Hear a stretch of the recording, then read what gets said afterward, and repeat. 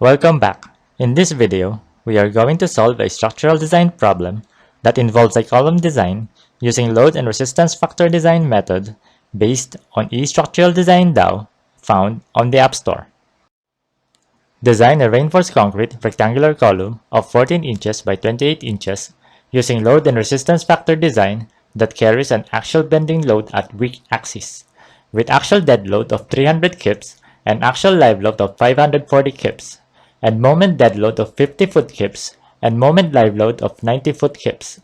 Design criteria as follows: strength of concrete 7000 psi, vertical bars 7/8 inch diameter grade 60, lateral tie bars 3/8 inch diameter grade 60, bar configuration 3 bars along short side, 6 bars along long side. The column carries an axial bending load with axial dead load of 300 kips and axial live load of 540 kips, moment dead load of 50 foot kips, and moment live load of 90 foot kips. Given axial dead load equals 300 kips and axial live load equals 540 kips, the factored axial load is 1224 kips. Given moment dead load equals 50 foot kips and moment live load equals 90 foot kips, the factored moment is 204 foot kips, for an eccentricity of 2 inches. Enumerate input parameters required. Column name C15, floor designation ground to second, rectangular shape and lateral ties, width of column 14 inches, length of column 28 inches, steel covering 2.5 inches, unsupported height 10 feet 6 inches, bar configuration 3 at short side and 6 at long side, vertical bars 7/8 inch diameter at grade 60, lateral tie bars 3/8 inch diameter at grade 60, strength of concrete 7000 psi, factored axial load 1224 kips, factored moment 204 foot kips, and eccentricity at weak axis 2 inches. Given 14 pieces of 7/8 inch diameter vertical bars, the area of steel is 8.4 square inches, with steel ratio of 2.1%, and the spacing between bars at short side is 4.5 inches for 3.63 inches clear spacing, and the spacing between bars at long side is 4.6 inches for 3.72 inches clear spacing. To get the nominal load and moment at E equals 2 inches, let neutral axis C equals 14.33 inches and depth of stress block A equals 10.03 inches, given column width equals 14 inches and steel covering equals 2.5 inches. Apply the computations below to get the following distances and force type of each layers of bars. D sub 1 equals 2.5 inches, compression.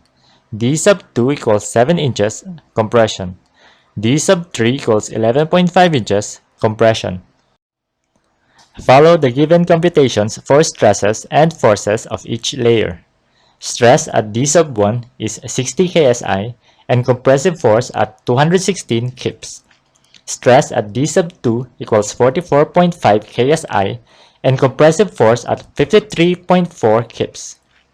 Stress at D sub 3 is 17.18 ksi and compressive force at 61.85 kips.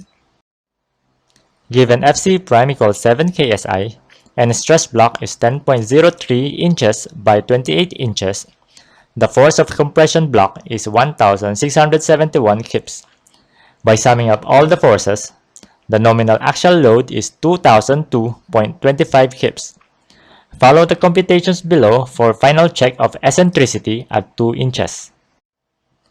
Given nominal axial load equals 2002.25 kips and E equals 2 inches, the nominal moment is 333.71 foot kips. Check for adequacy. The nominal design axial load is 1883.08 kips, less than actual load capacity of 2002.25 kips. And the nominal design moment is 313.85 foot kips, less than actual moment capacity of 333.71 foot kips.